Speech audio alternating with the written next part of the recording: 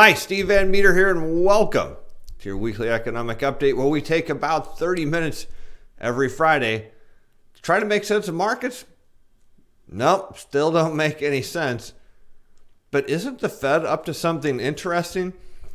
I really want to get some misinformation out of the way because there's a lot of people talking about these overnight repos that the Fed has just started doing, and they're calling it quantitative easing. So let's just back the truck up a bit and let's talk about what happened. For those of you who missed maybe Monday or Wednesday's update, is starting on Monday, the Fed offered a overnight line of credit for up to $75 billion for any one of the 24 member banks. There's the largest banks around who needed dollars. It was an overnight loan. It was not a long-term loan. It was literally an overnight loan, and it was fully collateralized, meaning any bank that came to the Fed window had to show up with something. Now, it wasn't like, oh, here's the keys to my car. No, it wasn't like that. It was U.S. Treasury securities and agents, U.S. Treasury and agency securities. Translation, Treasury bills, notes, bonds, and mortgages. That's it. You got that, we'll loan you some money. And then tomorrow, it gets reversed. We give you your bonds back, you give us our cash back. As I like to say it, it's a payday loan, right? I get paid tomorrow, but my car payment's due today. Can I borrow some money? Sure. Here's the $500 you need, and we'll see you tomorrow. Plus, you owe us the $500 plus overnight interest. Perfect. It's a payday loan to the banks. So for all these people saying, it's quantitative easing, the Feds, and people are adding it up. They're like, oh, look, they did 75 billion, and they're adding, look at it, $300 billion this week, quantitative easing. No, because the loans all mature. It's just $75 billion being offered over and over again. Now, today they did it for the fourth day, and it came out to, they offered $75 billion. If it was needed, they got offers at $80 billion. And then everyone kind of like, okay, cool, it's calming now. So what is this telling you as an investor? Because you're not hearing any of this on the mainstream news, and you're not going to, because what it's showing is there is a sign of stress in the system. Now, if someone said, well, this is a sign of stability in the financial system. No. Look, the banks should not need emergency overnight loans, and that's what this is. The banks are short dollars. Now, it may not be the bank itself.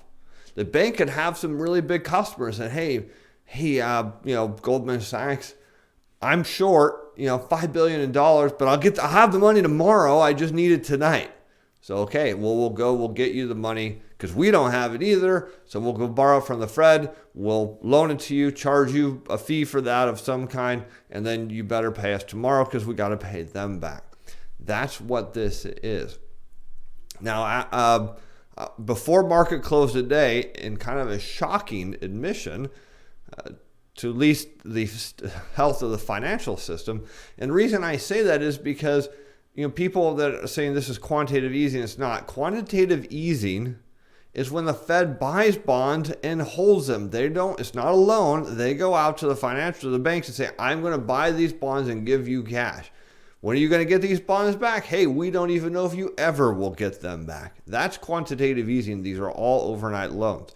So again, what shocked me a bit is, one, no one seems to think this is a big deal, but this is a precursor to the Fed easing. When you get stresses in the financial system, the Fed is a lender of last resort. That's what this is. This is they're doing lending of last resort. After this is lower interest rates and quantitative easing because it didn't work. So before markets closed today, the New York Fed announced that starting on Monday and going through October 10th, there will be a standing daily $75 billion repo operation available to any of the 24 banks that need it. Now, maybe no one will come to the table. We don't know. Some are saying, well, the Fed's monetizing all the debt issuance. How can they monetize it if it's an overnight loan? You can't. Effectively, you could just roll the same $75 billion. Let's just pretend there was one bank that had a $75 billion problem every day. It would still be the same $75 billion. It's not a cumulative increase. But what shocked me a little bit is the Fed, in addition to that, the New York Fed also said 3 days next week there will be $30 billion per day for 3 days of 14-day loans also made available. Don't know why they're doing 14-day loans, but they're also going to offer that in addition to, again, not quantitative easing because it has to be paid back. But again, this is not a sign of financial health. This is not something you would see because, as I mentioned Wednesday, during Fed Chair Powell's press release, he said, it's no big deal. You know, it was the quarterly tax payments. Well, it's a little past that now.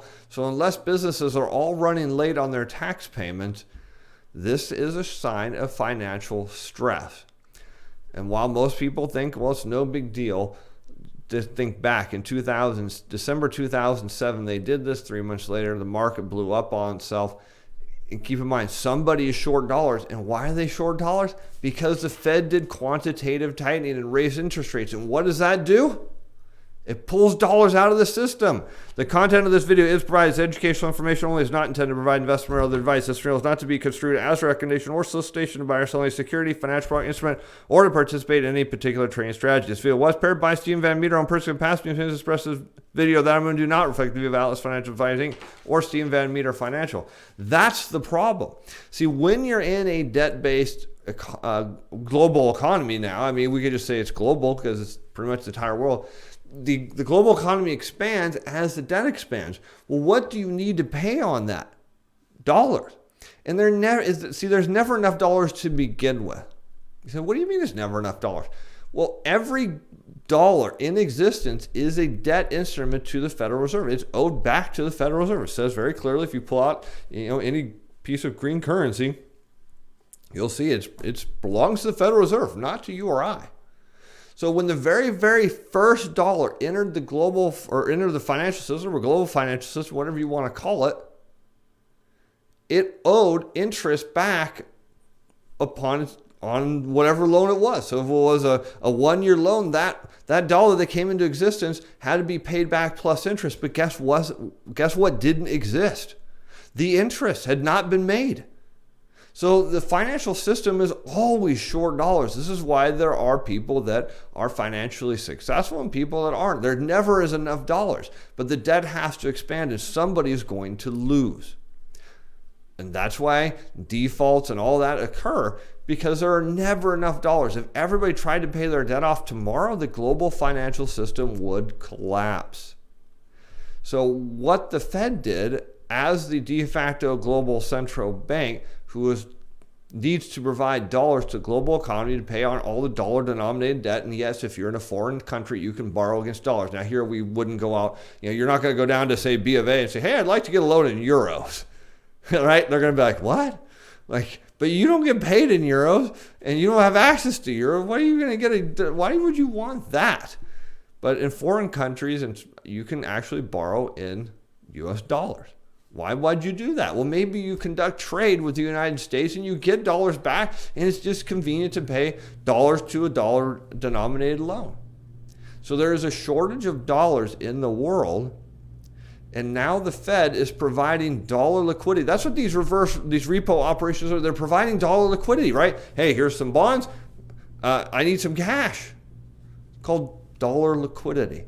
So when you have the world's biggest tightening and the world's biggest contraction in dollar liquidity since we went off the gold standard in 1971 when world dollar liquidity mattered, guess what? There's going to be a lot of dollar shortages when you have the most debt in history. And when you have the most debt in history and you have a big contraction in available dollars to pay on it, what eventually happens?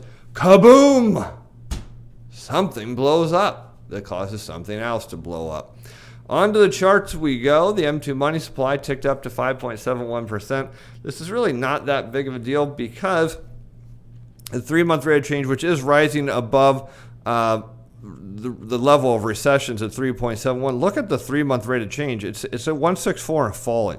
So this is obviously the 12-month rate of change is lagged, but the 3-month rate of change is somewhere down here, saying that, look, yeah, it looked good, over 12 months ago, but in the short term, the money supply is falling, and that makes perfect sense. And with the U.S. Treasury about to borrow $250 billion next week. Now, some of that, quite a bit of that's going to be renewing debt that's going to be that's maturing. It's going to be reissued, but there's going to be new debt in there, and that's going to pull money out of the broad money supply. And at some point, this will go straight down. Let's take a look at commercial industrial lending. Growth rate is down to 5.85% from a year ago. That's not that exciting because it was just a little over 6, but this was staggering. The 6-month rate of change got lopped way down to 0.36%, which is almost contracting, and the 3-month rate of change is at 0.44. That's almost contracting. That is an ominous sign because when we looked, if we were to look at the 3 and 6 month rate of change, if we could, because the Federal Reserve database doesn't allow us to do that, you would see there's where the recessions are starting. As this starts contracting, and that's not a good sign. But it is a good sign if you own Treasury bonds, and I'll show you why in a little bit. Take a look at consumer credit card loans. Actually, this should say down to 3.78%. Obviously, you can see it there, and so goes the economy. So again, even consumers aren't charging all that much, and I think that's it for those. So let's get that out of the way and get the next set of stuff loaded up. Now, unfortunately, software is still not showing browser windows correctly, but it is what it is. So the NASDAQ McClellan Summation Index, a good proxy for liquidity, is showing the market is trying to find liquidity. It's really trying to make its own liquidity as fast as it can. But looking at today's price action, which we'll get to, kind of suggests that this tank is running out of gas. Let's go on to the assets and liabilities of commercial banks. I want to pause momentarily before we get into this. As I talked about, I was going to rebalance the portfolios, lose the short-term bonds, pick up some longer duration zero coupons. Because when the economy breaks, who leads it is the Treasury bond market. So when Treasury bonds go like that, volatility spikes, it's a lagging effect, and stocks go down. So we know the financial conditions are tightening. We can see it in the 3-month rate of change of the money supply. We can see it in the commercial industrial lending. But last week there was a rise, there we go, in Treasury yields. And I was a little concerned about it. Of course, markets are like, aha, look, yields are going to go higher finally, everybody's wrong. And the question that I had was, are the biggest buyers selling? Okay, so it's important because if the big commercial banks were selling it, then it would say, hey, there's a potential that yields are going to go even higher. Now, why would I think that yields were going higher? What happened this week that would get me a little concerned that the banks are selling? Yeah, the repo not reverse repo, the repo operations. So the banks were looking for liquidity. So maybe wonder, well, are they selling their bonds to get liquidity and then they're still short, so they're doing these overnight loans? Well, the answer is no, banks aren't selling. So taking a look at securities in bank credit rose $13 billion. We see Treasury or mortgage-backed securities, which is really what we're focused on at the moment, went up $8 billion. Treasury securities went up $5 billion. Other non-mortgage-backed, these would be not insured. Federal Reserve dropped by $1 billion, no big deal, and roughly flat on non-mortgage-backed securities that are not insured by the government. So what's clear here is the banks are buying high-quality assets, and mainly they're buying mortgage bonds. Now that's very, very important because when we go over here, make sure you're seeing what I'm seeing. Okay. So we have U.S. Treasury and agency securities, mortgage-backed at all commercial banks, so essentially what we just looked at. And then you can see 1 to 30-year Treasury constant maturity rate inverted. And so what does it tell you? This move down here, we'll zoom in, speculators. Because the banks are buying bonds, that means interest rates go down. In fact, now that I think about it, I want to go, where macro? there it is. I want to look at one, just for fun. I should have looked at this earlier, but I want to see residential real estate loans. What's going on in the residential real estate market? So we saw a slight increase in loans, and that kind of makes sense. But overall, so they're at 2.266, but you can see that is slightly under their peak from August. So obviously the real estate market is not driving a lot of action, but what's key here is this pullback in interest rates. So again, when you're looking to validate your investment thesis, mine being that interest rates are going to go to zero and bond prices are going to go up a whole ton, I want to look at all the data. So I know commercial banks are buying bonds. I've seen that. We've now validated they're buying mortgage-backed securities still, which is good because, again, I wanted to make sure that sell-off that we saw last week was not driven by the banks, because they're the biggest buyer of these type of bonds, period. The second thing we want to validate is, okay, is the relationship here valid? Yes. So we did not see a drop in mortgage-backed securities. We saw a drop in yield. Everyone got excited, which tells us that yields should be resuming their move higher. Now, this isn't the all-time high that the banks have had, but clearly the banks are driving the mortgage market, which is good, and they're driving long-term yields down, which is what we want to see. So that, again, kind of makes me a little more comfortable to make that move in, which we haven't, because, again, I just wanted to make sure that there wasn't something that I missed. Now, let's take a look at commercial industrial loans on a year-over-year basis, and then on the right, we've got 10-year constant maturity rate. And look at this. Every time 10-year treasury yields are signaling a move down, and I'll move the mouse out of the way, you can see eventually commercial industrial loans contract. And we know that commercial industrial loans are about to contract on a 3 and 6 month basis, and the bond market is telling us that. So this is another kind of feather in the cap to say, hey, commercial industrial lending is about to collapse because demand for loans is falling. And what happens to interest rates when lending demand falls? Hopefully you said it goes down. Okay, so that's cool. Now, in terms of foreign investors buying bonds, we know that last month, the major foreign holders of Treasury securities dropped $6 billion in bonds. They aren't as big of a player right now as the commercial banks. The commercial banks are buying Treasury bonds, Treasury securities like crazy. And now so is the Federal Reserve. Again, every 0.25% drop is somewhere around 60 billion, maybe 70 billion of Treasury bills they need to buy. So coming back to world dollar liquidity, now I showed you this chart for a reason. So let's clear it out. So here's world dollar liquidity. This goes back to 1971, which is which is inception. When we went off the gold standard, the dollar became the reserve currency and dollar liquidity mattered. And we now know that dollars need to expand roughly somewhere around 20 to 24% per year to keep the financial system running. And under this black line, not the red line, is the contraction. So you can see it contracted in 2016 when we almost had a recession. And thanks to China injecting dollar reserves into the system, it bounced back, but it still didn't get anywhere near where it needed to, and it contracted again.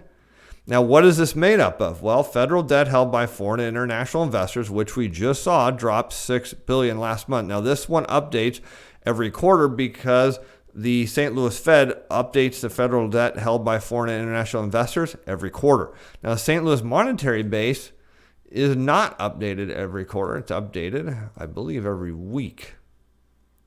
So let's see. Maybe let's see if we can find it. St. Louis, of course, adjusted monetary base, bi-weekly. Yeah, that'll work. So this is world dollar liquidity. We'll put it on a year-over-year rate, but you can see it's not really rising much. Now, we would expect this to start to rise due to the Fed buying Treasury bills. But what is this made up? This is made up of all the currency in circulation plus bank reserves. Now, the Fed can control bank reserves. They can add and subtract that through quantitative easing and tightening. But the currency in circulation is a function of debt. When there's not a lot of lending, money supply starts to fall and eventually contract. And when it does that, that means money is disappearing out of the system. So what we see here, at least on a biweekly basis, is the Fed cut in July. It rose, you can see, boop, boop, boop, and then didn't make a difference. Now they're cutting again. Will it make a difference? I don't know, but let's go ahead and change this to world dollar liquidity. And let's zip it back out. I don't know why this doesn't go back further.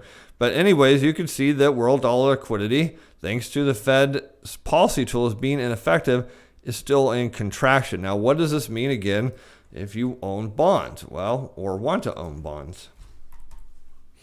Well, let's go and toss these on the chart. And we have to fix it because it will, not sure, there it goes. And move it over there. Boom. So what this says is when world dollar liquidity tightens and starts to rise due to the Fed easing, because this is the only way this is going to unwind, interest rates are going to go. You can see they just took a shelf, right? Let's see if we can zoom in on that. You see this shelf here?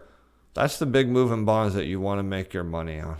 Right there. See how that happened? The Fed was forced to ease. So here we are again. Interest rates are going down. They pop back up. Everyone says this is it. Interest rates are going to the moon. Nope, the Fed is going to be forced to ease. And why are they going to be forced to ease? Because if they don't turn world dollar liquidity around, guess what? The world economy is going to contract until it reaches the size where there is enough dollars. Well, guess what happens when you have the most debt in history in the global economy start to contract? Something blows up. And no doubt about that, we can go on here and we can move that off. I really do hope this is, for those who do watch it, I hope this is really interesting to you, because I find it interesting. If you understand world dollar liquidity, you know exactly what is coming. You know that things are about to blow up. So let's take the VIX, move it over here. This is a volatility index. This will follow interest rates going down. But look at that. You can see, boom, when the Fed has to start easing, volatility takes off, stock prices crunch and go crash, and interest rates also go down. And so you get bondholders making a ton of money, stockholders losing. If you own bonds, at that point, you sell your bonds, wait a month or two-ish, and if you want to buy back in stocks, but you would really want to buy gold, and that's a story for another day. Let's take a look at the crop situation real quick. So here's the deal. The very, very early harvests in the United States are going to start, I want to say next week or the week after. We're very, very soon. And those farmers, because a lot of them now post on YouTube, have said, hey, I went out and checked my field. Now I had different planting at different times. So I went to and checked how things are doing, and my early crop looks bad. Of course, my late crop doesn't look much better.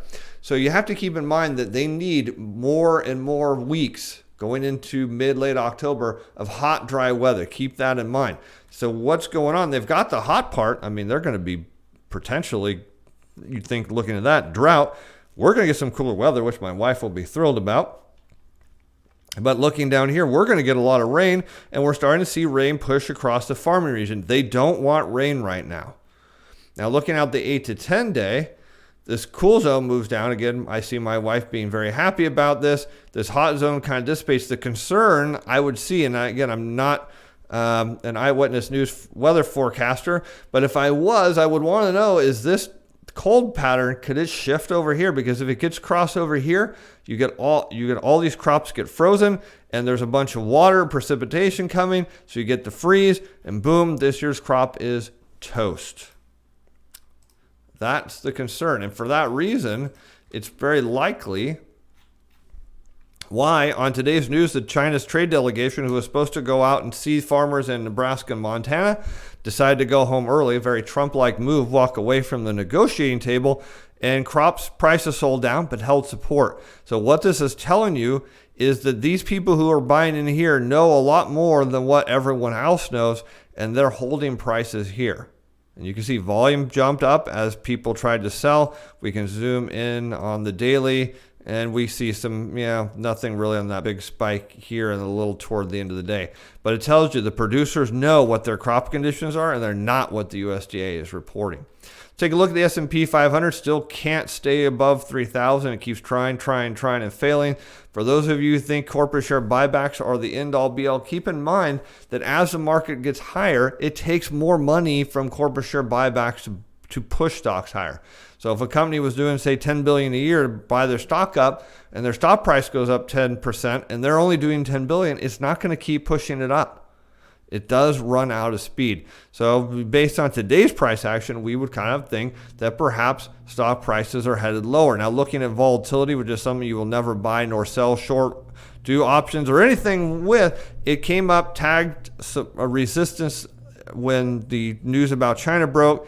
And then what happened is people had to come in short volatility primarily because there were over $8 billion worth of options expiring at the S&P being at 3,000. So those big money people had to come in and fight it back. But by the end of the day, volatility is creeping up back to resistance and knocking on the door to break through, and that would push this up and bring stock prices down. And of course, with next week having $250 billion of Treasury auctions coming, is going to get interesting.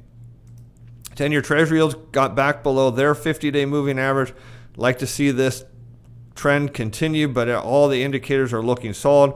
30-year yields are looking like they're headed. See, everything's looking back. I just wanted to make sure that this move wasn't the bank selling, because if it was, then it tells you it was going to go a lot higher. So far, the answer is no. So it gives me a nice warm and fuzzy about getting back into the rebalancing of portfolios, hopefully sometime next week, or at least before the end of the month. Let's see how we're doing on time. A few minutes left. Okay, oil and gas producing stocks. After the attack on Saudi Arabia's oil fields, prices took up, sellers came in, and boom, you're seeing prices move down. Why would you see that when there is a dollar shortage? Think about this. What happens to the value of the dollar? Up or down? Well, it should go higher. And what is oil priced in globally? Dollars. So when dollar goes up in value, price of barrel of oil goes down. That's why you see the market is very bullish on oil. Smart people are bearish on oil because they know. And of course, they'll be like, well, the oil doesn't always trade inversely to the dollar. Well, it does enough that it matters. Let's take a look at TLT here. It broke through support. It's heading resistance, now forming support, looking at knocking on the door here. And we see 10-year treasuries right at resistance. So we're seeing a lot of good signs. What I wanted to see was short-term bonds start to make their move up and give me the warm and fuzzies to get back in on that. Rebalance that portfolio and pick up the ZRAs here, the long-term bonds. So looks like the 50 days moving up. Maybe it'll get a pullback early next week, reconfirm and go. I don't know. But that would be interesting. Let's see. Oil just not going anywhere. It doesn't update this quite right for some reason. See, it closed at 58.39. I don't even think that's today. It says it is, but maybe we'll see. It did finally update. So still within that symmetrical triangle, still suggesting that oil prices are headed lower. The dollar has been tightly range bound here for a while, but looking to make one last move up that will destroy corporate profits and earnings, at the same time drive gold down. So again, people say, well, gold and dollar aren't always inversely correlated. That is correct. But when you have people that are short the treasury bond market and short volatility, they'll need to get money from somewhere to cover their shorts. They'll sell their gold as the dollar rallies. You watch and see. It's exactly what happened last time. And so I think we will just kind of wrap this up here. So we'll be back Monday. We'll take a look at how the hedge funds are positioned. I'm guessing they are more short the treasury bond market, which is going to be that kind of confirming view that the speculators were driving yields up. I mean, I'm 99% sure it was them because, well, I see them rolling, opening their jawbones on Twitter. So that'll be some more confirming data. But beyond that, we'll take a look at the hedge fund managers. Well, I guess beyond that, we'll just see what the market brings us on Monday, and maybe who knows what news over the weekend. And of course, we'll be very interested to see how many people come to the Fed window Monday morning looking for some bucks. I'm Steve Van Metre. Thanks for taking the time to watch. We'll see you Monday. Bye now.